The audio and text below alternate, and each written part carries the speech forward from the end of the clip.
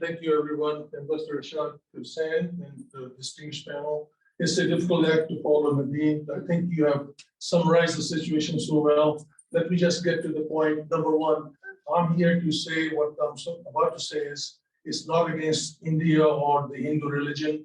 It is against the policies, wrong-headed policies of the Modi government and the BJP government was happening, number one. Number two, I have the pleasure working with the Indian officials at the sub-cabinet level in my career, and both in the Clinton administration and Biden, not the Obama administration, in terms of negotiating trade agreements with India. It was a tough task. I think we have made some openings for both, which were beneficial both to India as well as the US. But I have to tell you, in terms of trade relationship, is dealing with between two sovereign nations, and that's fine. But what has happened in the last 75 years, it was a thriving democracy. India was known for three things, which was the first one was the Taj Mahal, second was Mahatma Gandhi, and third was the boisterous democracy, a secular populist democracy in India. It has been hijacked by the Modi government and the BJP extremists who are trying to change India from a democratic secular nation into a theocracy. I think the world should watch it. It is one of the biggest crises. It's not stopped in the next few years before 2024, when the next election will be for India's central government. I think it's a crisis which is happening. I think Dr. Stanton will address that thing later on. But I have to tell you what's happening in my view. The early warning system which are coming, I think everyone knows it. We should pay attention what the US government should do. In order to counter China, India is being quoted by the US policymakers, which is good. I think we should do that. But I think we need India as a democracy.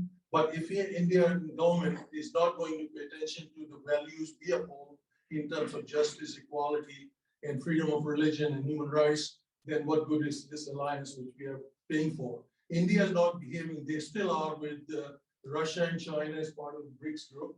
They're also buying oil from Russia, defying US and European Union sanctions because of Ukraine. India has yet to condemn Russia's invasion of Ukraine, for the record. I think you should know that. So all things I'm saying is one thing. I think the reluctance on the part of the Biden administration to name India as CPC is of deep concern to a lot of us in this room, and I'll tell you why.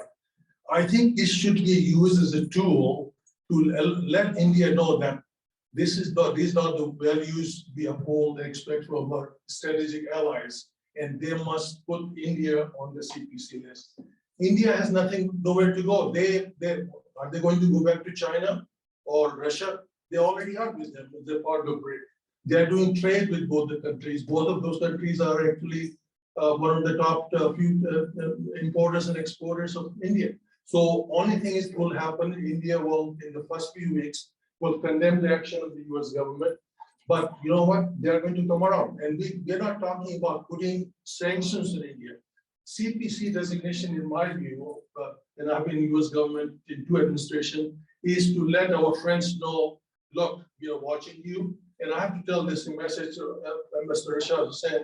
I think Secretary Blinken should stop talking about the democracy and secular democracy and all this. That was in the past. I think the Modi government's actions clearly indicate they do not uphold those values. So what I'm trying to say is let's put them on CPC list.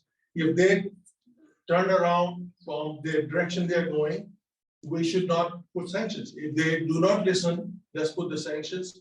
Number two, I think we should insist on, if India's government say, look, all the evidence with Nadine and our excellent team at Yusuf has put, let our observers go. Human rights organizations should be allowed to go as observers.